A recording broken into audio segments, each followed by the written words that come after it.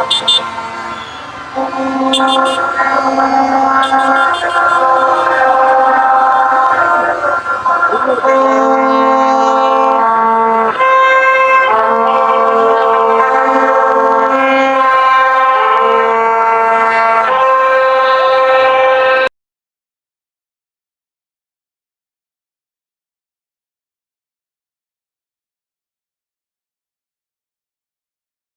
আমরা এখন একটু কথা বলবো জনাব ফাজিল আলমের সাথে।